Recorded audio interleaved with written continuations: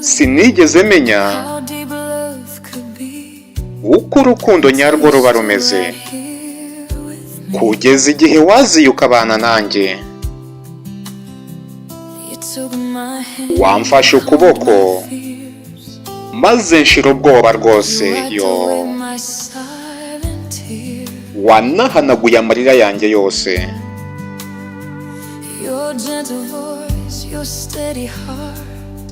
Inseko yawe ituje n'umutima wawe udahinduka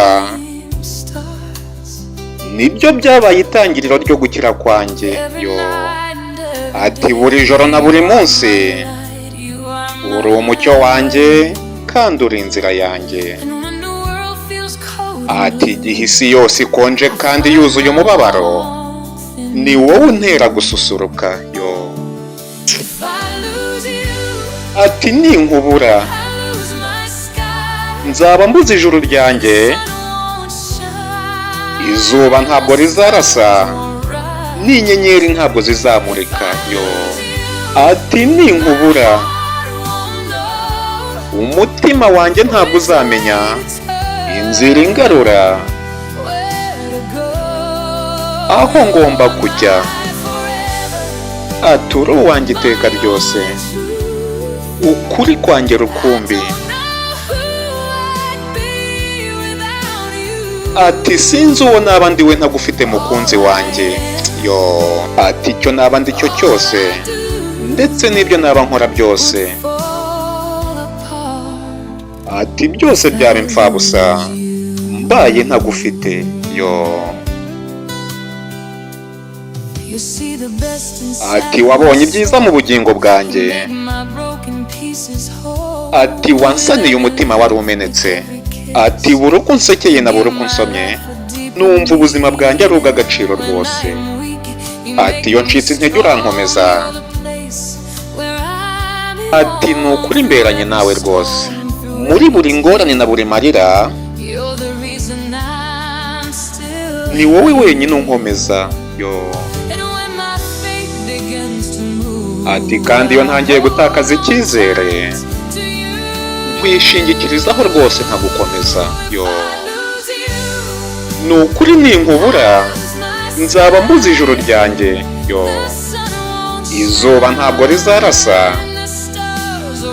inyenyeri ntabwo zizamurika, ati ninkubura umutima wanjye ntabwo uzamenya inzira igaruka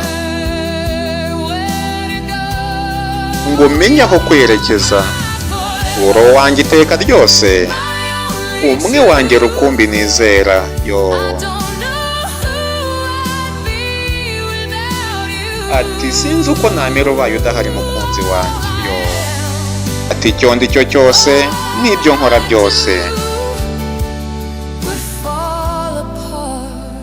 ati byose byapfapfana mbaye ntagufite, yo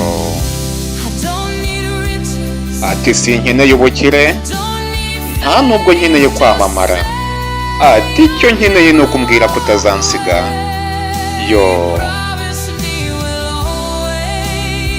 ati nsezeranya ko tuzagumana mukunzi tukarwanirira uru rukundo rwacu, yo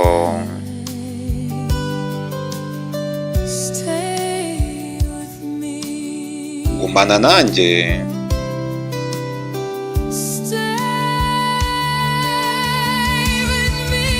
umutekanye muri njyewe, ati ninkubura nzaba mbuze ijoro ryanjye,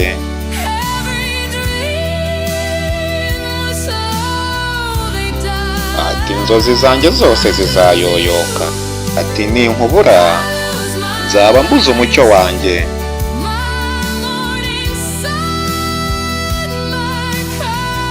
icyizere cyanjye cyose kizaba gishize, ati uri uwanjye iteka ryose, umwe rukumbi nizera,